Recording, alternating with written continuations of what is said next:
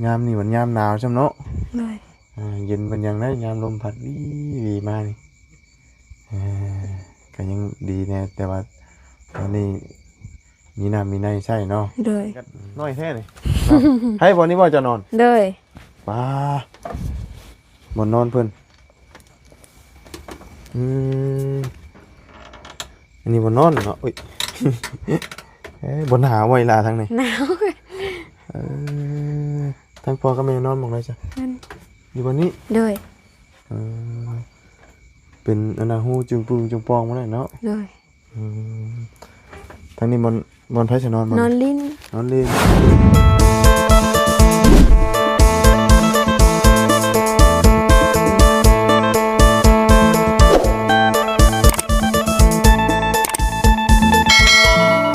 พี่น้องเอ้ยเนาะเป็นจังไดว่าบุญกะมาจากเทพโพนกับมาอันน่ะเยี่ยมยามถามข้าวทั้งน้องน้อยเพิ่นก่อนพี่น้องเนาะเห็นแต่ทีมงานเฮามาเจาะน้ำเจาะในให้พี่น้องเอ้ยเนาะเขามาเลิกเติบเนาะเอาพี่น้องเอ้ยสบายดีเด้อเนาะสบายดีแน่ตามหมู่คู่มาได้พี่น้องเอ้ยเฮาก็ได้เลิกเติบบ่เอ้ยเลิกเนาะแล้วว่าให้กันเข้ามาผู้เดียวนี่แหละบ่อยู่ก็มาบ่ถึงแล้วแต่ทางเสียนี่รู้สึกว่าเคยเข้ามาอยู่ไม่ได้เฮาหมุนไปพุ่นเนาะเข้าปีที่แล้วมาคอยขึ้นคอนะหักแต่ว่าเบทั้งนั้นบ่คนละเส้นบ่แม่นคนละเส้นลงไปเนาะอันนี้ก็อยู่หน้านี่ก็เนาะเรียนทั้งหน้าสังกะสีเปลี่ยนใหม่บ่นี่น่ะบ่ของเก่าบ่ยังข้างงั้นโปรโมทแล้วนะโอ้เราไปเกี่ยวไผหญ้ามาอยู่น่ะบ่เจ็ดก็กระเทิบลงไปขันหม่องน้องเพิ่นนอนนั่นแหละโดยฝนมันสาดเขาว่าจังเอาป้าผมมาให้น้องเพิ่นนอนยังบ่มีบ่ยังบ่มียังเลยมีแต่น้ำอย่างเดียวมีแต่น้ำอย่างเดียวบ่ได้มีได้เนาะมีแต่น้ำโดนๆเลยพี่น้องเอ้ยโอ้ยเนาะเอาจังไดก็โอ้ยเนาะเฮาก็ยังบ่เคยมาเดี๋ยวไปมองอยู่ได้เนาะไปจอบเบิ่งก่อนเนาะเหยียบประตูมีกี่บ่เนาะกี่โมงบ่แล้วอยู่กันจักคนนี่น่ะ3พ่อลูกโอ้ลูกสาวละลูกสาวละลูกกกเลยจ้ะกกคือว่าเสียแล้วกกก็อยู่นี่หลายก็อยู่นี่เข้าลูกสาวกกพอดีเลยโดยเนาะใช่ผู้ชายที่ผู้ชาย6ผู้ชาย5แล้วตายเพิ่น5นะคือว่าเสีย4ไปไทยคนนึงไปไทยนี่ไทยคนนึงยังเดี๋ยว2นะว่างั้นเนาะแม่โดดเดี๋ยว2โดยเอ้าจังไดก็จังไปถามข่าวนำกันเป็นจังไดพี่น้องเนาะโอ้ลมถามข่าวก่อนพี่น้องเนาะไปเอาเนาะมืดเลยพี่น้องเอ้ยโอ้น้ำเพิ่นก็ได้คือใส่อันนี้สั่นเนาะกันเจิญเพิ่นคือบ่คุ้งหากแล้วนี่เนาะใหม่เลยป้าต้องฝืดอีดีนี่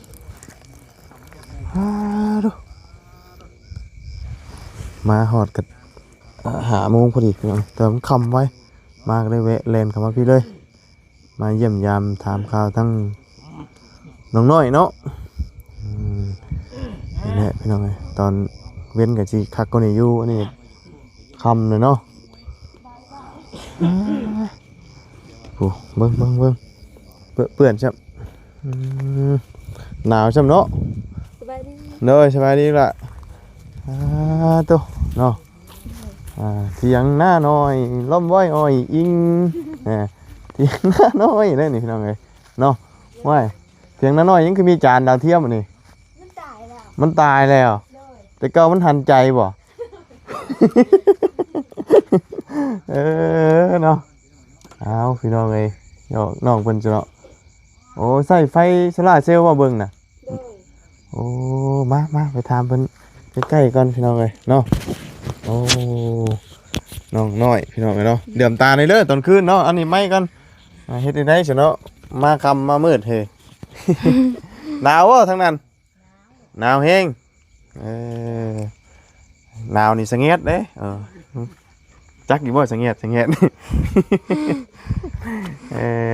บ่ได้แม่นลาวเทิงติสิเจ้าบ่ได้แม่นเนาะเลยโอ้ยยามลมมาก็เย็นจ่อยๆได้นี่เนาะเลย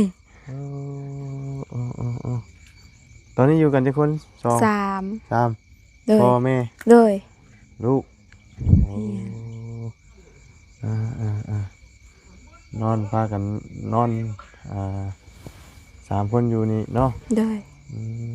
มปกติเจ้าไปขายหยังล่ะ ใครเครียด ขายเขียด โดย หายใช้เขียดนะ ห่วยพูน อ๋อไปซูมือบ่ โดย เขียดตะเอ็กบ่ เขียดหน้า เขียดนะ เขียดตะหมู่นี่บ่หรือว่าเขียดอันอยู่ในขีดินทรายอันเขียดน้อยนะ บ่แม่น อืม นั่นเขียดทราย อืมมื้อนี้ได้อยู่บ่ได้ไปขายอยู่บ่มื้อนี้ บ่ได้ไป บ่ได้ไปครับ โดย บ่ได้หา แม่เป็นคนหา แม่เป็นคนหา โดย เจ้าเป็นคนไปขายอ๋อ อยู่ เออไปขายมื้อนั้นได้หลายแต่บ่เขียด หลายเติบอยู่ เนาะพอไปขายแล้วก็ย่างเข้ามาบ่น่ะ แม่น ป้าบักไกลๆหนึง โดย เนาะแล้วบ่าวย่างอันขี่รถมานี่ก็ไกลเติบได้นี่น่ะมันเหมือนใกล้ โดย ๆออกไปขายประมาณช่วงจักโมง 8 โมงถึง9 โมง 8-9 โมงเช้านี่น่ะ แม่นมื้อเทื่อก็12 โมง แล้วกลับเข้ามาในบัดนี่ โดย มืดเข้ามา มืด โดย เดินในมือน่ะมาผู้เดียวนี่บ่ย่านผีบ่ ยันแต่มันจำเป็น เออย่านเฮ็ดได้เนาะ โดย บ่ได้ไปนำกันบ่สักกับแม่ บ่ มาแบบโดดๆเพลียวเลย แม่นพ่อแม่เผาเที่ยง พอได้ พ่อไปเกี่ยวหญ้า อืมเจียวหญ้าไม่ใช่ใช่ กระทุก กระตุก โดย โดยรถถีบรถหยังก็บ่มีขี่ป่ะ บ่มี ก็มามีรถจักรรถถีบยังใครเลยเนาะ โดย ยังไปขายหยังกันยังว่าเลยยาง โดย เลยขี่มา แม่น อันนี้มันมืดเพื่อสิเข้ามาฮอดอีกเนาะ โดย อันผีนี่ยังใครอยู่เนาะแต่คนเนี่ยเนาะ ผีก็ญาติคือกัน ผีกับย่านคนกับย่านเนาะ โดย สองอย่างเลย แม่น ระหว่างผีกับคนย่านในแฮงจุดอ่ะ ผี ย่านผี ผีก็หลอก เฮ้ยผีมันบ่หลอกหรอกเนาะมีแต่คนหลอกเดี๋ยวนี้นะ โดย คนตัวคนต้มมันเด้ โดย เนาะเออเอาเนาะก็ไปขายเครียดพี่น้องเลยนั่นแหละมาบุญกับมามือแรกเนาะเมื่อวานนี่เห็นแต่เพิ่นเจาะน้ำเนาะ โดย คือฝืดแท้โยมไส้แล้วบ่ ใส่แล้ว เอาปกติไปเอาน้ำใส่ ห้วยน้ำห้วย อาบไส้แล้วแม่นอยู่หันเลย โดย อ๋อเป็นนี่ได้หลายที่ไปที่มาคือได้มาอยู่หน้าตลอด บ่มีเฮือน เพื่อนบ่มี โดย เออมันบ่มีแบบว่า เลยบ่ผมแบบบ่ได้ปลุกบ่ได้มีหยังเลยว่าอยู่บ้านนะ บ่มีหยังเลย มีแต่คำเมื่อแบบมีเวียกมีบุญมีศีลนี่ก็มื้ออยู่นำพระธาตุไม่เท่ามื้อนอนเพื่อนเพิ่นเที่ยงแล้วก็ออกมา แต่บ้านดินตอนยามมีอยู่ บ่มี บ่มีคือกัน โดย อืมอันพากันอยู่อันแบบนี้นี่จักปีแล้วเนี่ยอยู่นานนี่ แต่ใหญ่มาก ยังอยู่นี่เลย โดย อ๋อคลอดเอาเงี้ยๆก็เป็นอยู่นี่เลยบ่ โดย พากันอยู่ตั้งแต่น้อยจนใหญ่ โดย โดยเนาะแสดงว่าเราเข้าแล้วน้ำก็อยู่หน้าเบิดได้บ่ แม่นบ่มีเหล้าเข้า ไปจ้ะ ถึง ได้ยังเดียวจักเปล่า เหลือ เดี๋ยวหาเปล่า 5เลย น่าจะฮอดใช้คือวันหลายเติบอยู่นี่ แต่ค่านี่แหละลงไปนี่ คือได้หน่อยเท่ละ ลงคือกัน อยากได้หลายอยู่ แต่มันบ่ได้ เป็นบ่ได้เนาะ เลย อ่าปีนี้ได้จักเปล่า 25 ปี 25 โดย กินไปแล้วเช้า โดย กินหลายแท้ ขายแป้งรถตาย ขายแปลงรถ โดย รถไถนะ โดย เออเพราะว่าจักรมันเก่าเลยเนาะ นี่ เลยขายแปลงรถเพราะว่าซั่นก็บ่มีเฮ็ดนาอีกได้ปีหน้าเนาะ โดย ไฟนี่ใช้ไฟโซลาร์เซลล์เนาะ โดย อันเบิ่งโทรทัศน์นี่ก็ใช้ไฟนี่บ่ บ่มีโทรทัศน์บ่มีอันนี้มากับตายแล้ว เอา แต่ว่าบ่ได้เอาลง บ่ได้เอามาตะกี้น่ะมีใช้โทรทัศน์บ่ แม่น อ๋อเดี๋ยวใช้ไฟใช้หม้อไฟอ๋อตอนนี้น่ะมีแต่จานเปล่า โดย กับไฟโซลาร์เซลล์พอได้ใต้ซื่อ โดย ๆเวลาใช้โทรศัพท์ก็ สากไปพาเบาอันยางเลาะเบิ่งทางเทิงนี่เด้อ โดย เขาขึ้นเบิ่งแน่พี่น้อง โด เอ้ ย ย โดย ขึ้นเถียงเลยเด้อเออขันอันบันไดเพิ่นกันน้อยแท้นี่ ให้บ่นี้ว่าจะนอน โดย ว้าบ่นอนเพิ่นอันนี้บ่นอนเนาะอุ้ย บ่หาไว้ล่ะทางนี้ หนาว ทางพ่อกับแม่นอนหม่องใดจ้ะ มัน อยู่บ่นี้ โดย เป็นอันน่ะฮู้จึงปึงจึงปองมาได้เนาะ โดย ทางนี้บอนไผสินอนบ่ นอนลิ้น นอนเล่น โดย อันนี้บอนเฮ็ดอยู่เฮ็ดกิน โดย ไฟบ่วงก็มีเท่านี้บ่ โดย นี่ทางนั้นเอาไว้ยังไง บนอ้ายนอนแต่ก่อน บัดนี้อ้ายอยู่ใช่ อ้ายไปแถวคอนเทนเพชรยาสูบ อ๋อไปเฮ็ดงานอยู่พุ่น โดย อ๋อแต่ก่อนนี้อ้ายนอนนี้ โดย ไปแต่โดนนะบ่ หากลับไปได้เดือนกว่าเลย อ๋อไปสู่เวียกสู่งานเนาะแล้วก็อ้ายนอนนี้ โดย อันนี้ไว้เข้า โดย เดี๋ยวหา โดย หาเป่า โดย เนาะได้ซาไปสอบกันขาย แปลงรถ แปลงรถ ปีหน้ายันบ่มีใครห ยั น้า ยันมีถ่ายหน้าเนาะ โดย เนาะยามนี่มันยามหนาวช่ำเนาะ โดย เย็นมันยังได้ยามลมพัดวีมานี่ก็ยังดีแน่แต่ว่าตอนนี้มีน้ำมีในใช่เนาะ โดย อีหลานจักปีแล้วนี่ 15 15 ปี โดย เฮียนอยู่บ่ เฮียนแต่ว่าเป็น เฮียนแต่บ่เป็น โดย อ่านบ่ได้บ่ ได้เล็กน้อย โอ้เด็กหน่อยก็ถือว่าธรรมดาดีกว่าบ่เป็นเลย โดย ฮอดปอหยัง บ่ซี่ ปอสี่ โดย ระบาปอสาม เจ้าเฮียนเก่งระบาเก่งกว่าเนาะ กิ๊กได้บ่เป็น มีฮอดปอสามนึงปอสามครึ่งออกครึ่ง ครึ่งปี กลางปี เกี่ยวเขาแล้วออกขี้ข้านเกี่ยวเขา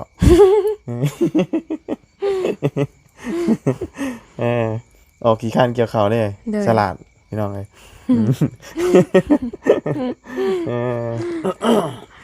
ติดเล่นเนาะยังน้อย โดย บ่เป็นติดเล่นแบบอื่นดอกไปหายิงกับกิโก้กับปอมพันละ โดย ได้ออกตอนเข้าโรงเรียนก็ได้เนาะพากินข้าวแรงนะบ่มื้อนี้ เอากินแล้วยังต่อแม่ บ่ได้ยังกินเลย ต้มมีนี่นะ ต้มมี โดย เนาะใส่ป้าไปเยี่ยมยามทำข้าวทั้งแม่ซะก่อนได้นั่งพิงไผเย็นจะจ้อยอยู่ดอกก็ได้ขึ้นทางไหนก็ได้เด้นี่เนาะ โดย ทางนั้นก็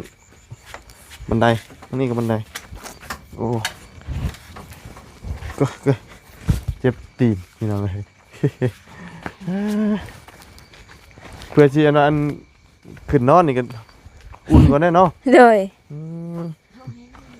บอลนี่เห็นยังจะบอลนี่เก็บมะขามบ่ นางลิน โอ้นั่งเล่นสบายดีเด้อทั้งพอเนาะนั่นบ่หญ้าไปเกี่ยวนะเกี่ยวเอาอยู่ใช่นี่ บ่เดือแคมหนองบักซองหมดเลย โอ้อันเฮาไปซื้อเอาบ่หรือว่าจังได เกี่ยวเทื่อละน้อย มันมีหญ้าเนาะย้อนเนาะเฮ้ยมุงว่ามุงเบิดแหละ มุ้งอันนี้มุ้งตัวนี้เด้มันหัวยามฝนตกแล้วมันหัว คนบ่พาเขาเชิญ อ๋อกับสิตองนี่บ่ โดย อ๋อพอมันบ่พระแน่เนาะ โดย แสดงว่ายามฝนตกนี่มันก็พระเข้าเอาหม่องจะนอนนี่เนาะ แม่น โดยปลุกหลายปีแล้วบ่ตอนนี้นะ หลายปีแล้วยังน้อยกับประมาณ10ปลายปีแล้วเนาะ14-15 ปีนะถ้าว่าเราเกิดจากอยู่นี่เลยเนาะ โดย ตั้งแต่แล้วท่านได้เกิดเอาเทียงนี่โดยเนาะพากันนอนอยู่นี่เนาะบ่มีเพื่อนมีชาน โดย จำเป็นต้องอาศัยอยู่เถียงหน้าเด้อเนาะ โดย เดี๋ยว นนี้เราบอลเฮ็ดอยู่เฮ็ดกินได้เนาะ โดย หนึ่งข้าวหนึ่งน้ำหนึ่งนี่ที่เราอ่ะ โดยนึ่งอยู่นี่ ห่มยังกุ๊กยังนี่ คือตาสร้าง ฮะ คือตาสร้าง ห่มเนาะมันเป็นเครือบ่นี่น่ะ โดย อ๋อสบายดีเด้อทั้งแม่เนาะอืมเจ้าเราไปหาเขียดเนาะเนาะมื้อนี้ได้หลายบ่มื้อนี้ ก็บ่หลายหรอก อืม ประมาณ2คู่ 2คู่ แม่ เต็มบ่ บ่เต็ม ได้เต็มขู่มัน หลายมื้อหลายเดือนเติม โยประมาณ2คู่กี่ว่า คันเต็มคู่ก็หมดแล้วเขียดเลย เอาไปขายคู่เท่าไหร่น่ะ ขู่หาซิ คู่50 โดย คำได้2คู่ก็แม่นขายเบิด2คู่นั่นก็แม่นคำว่า โดยบางมื้อก็ขู่25บางมื้อก็30อีกตาม ยิงตามเขียนเฮา แม่นอีกตามได้มื้อได้ขายมื้อ แล้วช่วงอันนั้นเพิ่นขายเฮ็ดได้หลายๆจะออกไปขายบ่ บ่ บ่ มี ได้ แต่ ขาย แม่ แต่แม่ โดย อ๋อช่วงที่เพิ่นขายเฮ็ดปวกเฮ็ดนางงูหันนะ โดย เฮ็ดเพาะเฮ็ดหยังนำบ่ได้ออกแต่ว่ามีทั้งเจ้าเนาะออกเนาะ แม่น อ๋อเพราะว่าช่วงนั้นน่ะเป็นช่วงขายเฮ็ดปวกนั้นมันเป็นแถวอยู่บ่นั่นเนาะ แม่น มองว่าง่ายดงเฮ็ดได้ล่ะก็ว่าได้ โดย มีก่อนไข่มดแดงนะถือว่าอีหยังก็มีอยู่นี่ช่วงนี้ไข่มดแดงก็มีแล้วบ่ มีแต่ว่ามันยังบ่ตึงกับเจ้าแย่ไปขายกะมันยังบ่ตึงผลจำเพิ่นได้ตกหำ อืม โอ้ยขี้ไก่ เจ้าก็ไปแย่อยู่บ่ ไป เออนี่ไข่มดแดงขายคือกัน ขาย อืมกล่องละ10,000เลยเนาะ แม่น ไปขาย แต่ว่าช่วงมันหลายก็ ค่า หาเพราะว่ามันหลายคนเนาะ แม่น มัน หลายบ้าน หลายบ้านมาโฮมกันเนาะ โดย แม่น บ้าน ตกแต่นาเอื้องตกแต่บ้านน้อย มาข่าวอยู่ในทางอันนั้นนะลูกเอ้ย จุเจ้านี่เป็นคนบ้านไหนฉัน หน้าแพก บ้านนาแพก โดย น้ำแพงใหญ่ เป็นบ้านนาแพกเนาะ โดย เดี๋ยวมาอยู่พี่ โดย นะยามบุญยามศีลกันบ่ได้เมื่อเล่นมื้อหัวน้ำหมู่ได้เนาะ มื้อ เมื่ออยู่ โดย แต่ว่าบ่ได้นอนเฮือนตัวเองเท่านั้นเนาะ แม่นนอนเฮือนพระธาตุไม่เท่า เพราะว่าบ่มีเฮือนตัวเองเนาะ โดย หน้าท่องเดียวนี่บ่ โดย คนนี้แหละลูกเอ้ย โดยมูลมั่งบ่นี่นะ บ่ก็บ่แม่นมูลไทยแบบว่า มันยังใบไทยลูกเอ้ย อันนี้นะ แม่น อ๋อยังบ่ได้ปั่นกันบ่ โดย ยังเอาอากาศเย็นๆใครเนี่ยเตะบอลล่มมื้อนี้เนาะ โดย ปกติไปอาบพุ่นที่น้ำนะ แม่นน้ำห้วยพูนไก่ ต้องไปตะเวนบ่ แม่น มันไปคำบ่ได้เนาะยันผีแล้วเนาะ โดย ย่านคนนี่ลูกเอ้ยมันไกลนอนน่ะโพ ผีตัวบ่ย่านเนาะส่วนหลายมีแต่คนแหละเนาะ โดย คนนี่มันมาทุกรูปแบบแหละ แม่น เนาะ แม่น แม่น มันมาหลายรูปแบบบาง ว่า คน สิมาดีมาหลายเลย แม่นสิมาดีมาร้ายเนาะแต่ว่าผีนี่มันแค่เฮ็ดสั่นค้อนใจซื่อ แต่ก็ยัง คำว่ายังมีก็เห็นลมพัดบูมาแล้วก็คนหัวลุกประมาณนี้ ลูกรู้จัก ฮะ ลูก แสดงว่าอายเคยสิหลอกว่ะ บ่เกิดมายังบ่เคยคิดเอาเองแน่จิตใจเฮาคิดแน่ แม่ก็บ่เคย เนาะ จ้ะ บ่เคยเฮาก็ได้เนาะแสงกี่ปอบยังบ่เคยเห็นแถวนี้เคยเห็นบ่บ่เคยบ่ บ่เคย ยันว่าเนาะนอนนาประจำยันว่ามีเสียงกี่ปอบประมาแมบแถวนี้ บ่มีเลย บ่มีเนาะแถวบ้านหลายเด้หลายพี่บอกอยู่บ้าน พ่อมันตายาน เอ้าหลายเด้อยู่บ้านเนี่ยตอนคืนเป็นช่วงเนาะช่วงไหนมันออกพุ่นแหละช่วงไหนมันบ่ออกอะบ่มี โดย เนาะหนึ่งข้าวหนึ่งน้ำมันอยู่นี้เนาะอยู่ให้กินโอ้ก็คักอยู่ห่มเนาะห่มนี่ ผมขี้ไก่ ขี้ไก่อยู่นี่ โดย เอา เด้มันนอนอยู่นี่เด้ ไก่นอนอยู่นี่ เลยเพราะว่ามันอุ่น มาพี่แม่อภัยพูดไปอยู่ทั้งพูด มันอุ่นอันนี้เนาะ โดย อุ่น ไฟนอนนี่เลี้ยงไก่เลี้ยงกาเนาะ โดย มีงัวมีควายอยู่วะนี่ มีงัว3ตัวงัวเถิก โอ้อืมอืมอืมงัวมีอยู่เนาะ3ตัวเทิกบ่เลย โดย มันก็บ่ออกแม่ไปลูกแล้วเนาะงัวก็ขายถึกเลยเดี๋ยวนี้นะเนาะแพงอีบ่งัวทางนี้ บ่ บ่ ตัวทั้ง4-5 ล้านหนึงนะเนาะบ่แพง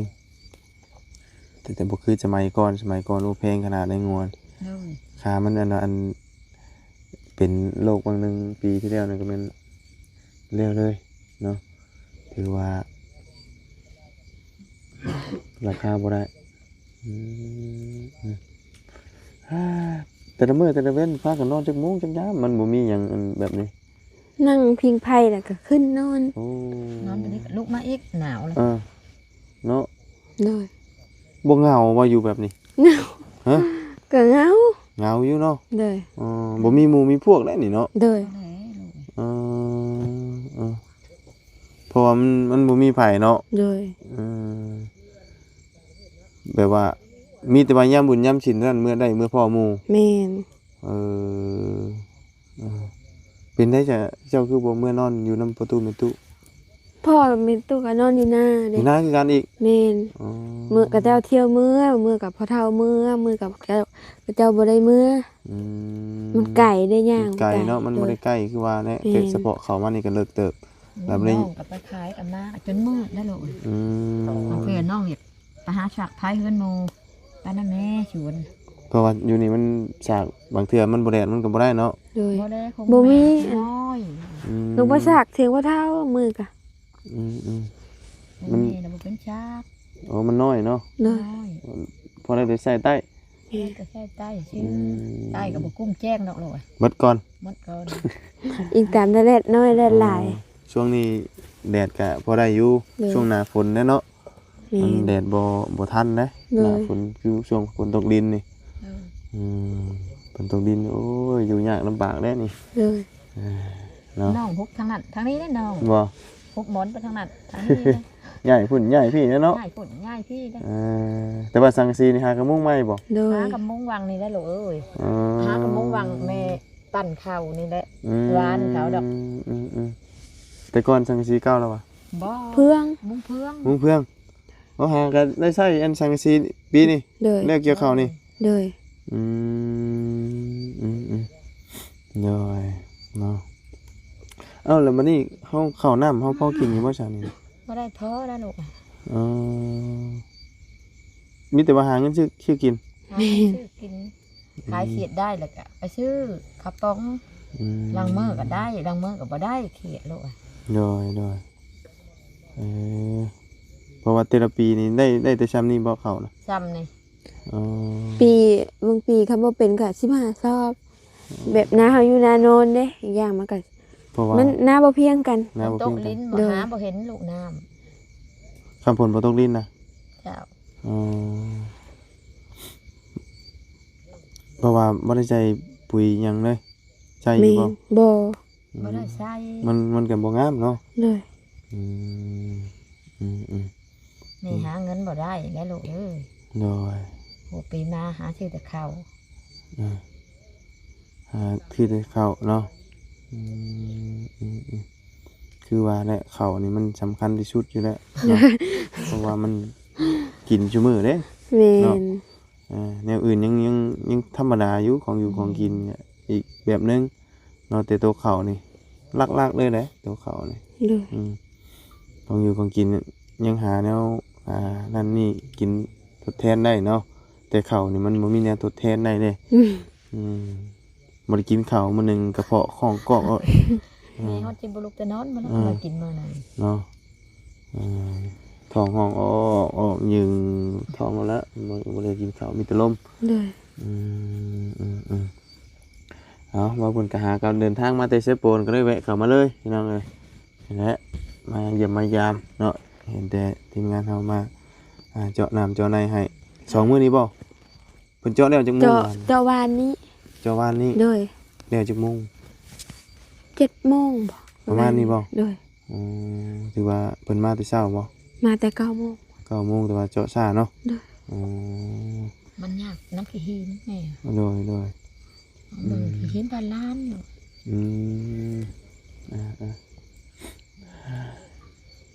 ลมเย็นมาเลยพี่น้องเอ้ยเนาะ หนาวจะไม่ชันบุก หนาวเลยเนาะ หนาว เผาโตๆอุ่นๆใครอยู่ ตา เนาะ ขาดแล้วลูกเอ้ย ตาขาด ตาขาด คือเห็นแล้วเนาะ คือเห็นแล้วลูก หนาวพี่น้องเอ้ยนี่แหละย่ามตอนค่ำตอนขึ้นไปหาหยังจ้ะมีแนวไปหาอยู่ว่าตอนคืน การเครียด การเครียด หนาวแล้วกลับไปพาลูกไป การเครียดน้อยเห็นบ่ แม่นเครียดน้อยเครียดนา เครียดน้อยเนาะการเครียดน้อยเครียดหน้าพอได้ขายเนาะ โดย คำมันบ่หลายเฮาก็สิออกขายอยู่บ่ บ่ พอได้ มันไก่ บ่มันบ่คุ้มค่ายาง แม่ เนาะ น โค้มใบ โคมไว้ โดย โคมใส่กระถางไว้ แม่น ลักๆก็คือหาพวกนี้แหละขายเนาะ แม่นก็บ่บ่ได้กิน มาหาก็บ่ได้กิน เด้อ ดีว่าแหละข้าวน้ำจำปลาแหละเนาะโอ้ยหนาวเลยได้บาดนี่อยากเมื่อยได้บาดนี่เนาะค่ำมืดแล้วพี่น้องเอ้ยมาฮอดค่ำฮอด5 โมงพอดีเดี๋ยวจวดมานี่เลยเนาะมาบุญกันบ่ได้ซื้อหยังมาต้อนซับ โดย ว้ายพี่น้องมีแต่มื้อหน้ามื้อในพุ่นแหละมื้อนี้ โด เบิ่ง ย เอาพอได้ให้เราไปซื้อไข่กันพี่น้องเลยใช่เลยซื้อไข่เลยอีกล่ะซื้อใช้ไข่อยู่ปะ บ้านย่างมาพูนอยู่บ้าน โอ้เอาซื้อไข่ล่ะเด้อ ขอบใจหลายเด้อ สั่งจะซื้อในอยู่ในกินนั่นแหละเห็นได้ซะเนาะบ่ได้ซื้อหยังมาพี่น้องเลยไปมีแต่ละบ่าวกลับก่อนเด้อ เลย มีแต่มื้อหน้ามื้อในสิมาหาใหม่ เลย เนาะจังไดก็สู้ๆแหละเฮ็ดได้ซะชีวิตเฮามันบ่มีเนาะเฮาก็ต้องดิ้นรน เลย เนาะสู้กันแหละอดทนเอาเนาะนอนหนาวหนุ่มหน้านอนหนาวนี่สาวน้อยนอนหนาวเลยเนาะโอ้ยนั่นนะอังไปได้ละได้สบายดีเนาะไปสบายดีเด้อแม่เข้าไม้กันลูก จะหลอดปลอดภัยได้ลูก เลยโอเคเดี๋ยวมาหาไม้เนาะโอ้ยหนาวนะบ่ไหวละหักไข่แน่มื้อนี้เนาะมันบ่มีลมปกติมันสิลมแรงกว่านี้มีสัญญาณบ่อยู่หั่นนั่นโอ้ เช็คซ้ำอยู่นี่ สัญญาณเพิ่นอยู่บ่นั่นเนาะ แม่น คักอะลิ ต้อ นี่ งหมู่นี่เด้ สัญญาณบ่ค่อยมีพี่น้องเอ้ยเอาเนาะหาสัญญาณก่อนสัญญาณมันบ่แฮงพี่น้องเอ้ยอยู่ดงอยู่ป่าแบบนี้แหละโอ้หนาวไปใช่พี่น้องจังไดก็ล่ำลาเลยเด้อผมเจอกันใหม่ขอบคุณพี่น้อง FC ที่กำลังติดตามรับชมเนาะไปเด้อพี่น้องสบายดีไป